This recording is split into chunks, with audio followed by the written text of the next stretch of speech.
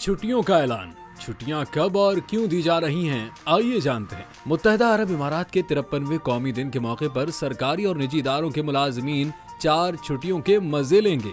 UAE की मुतल्लिका वजारत ने कौमी दिन के हवाले से 2 और 3 दिसंबर पीर और मंगल को आम तातील का ऐलान किया है, जबकि इमारात में हफ्ते और इतवार को हफ्तावार छुट्टी होती है। इस तरह हफ्तावार तातील और कौमी दिन की तातीलात मिलाकर मुलाजमीन 4 दिन की छुट्टियां करेंगे।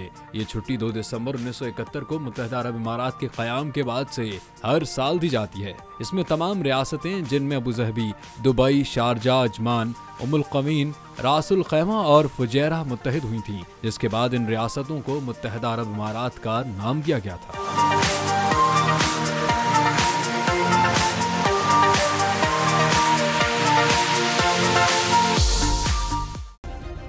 सब्सक्राइब करें और बेल दबाएं ताकि कोई खबर रह न जाए।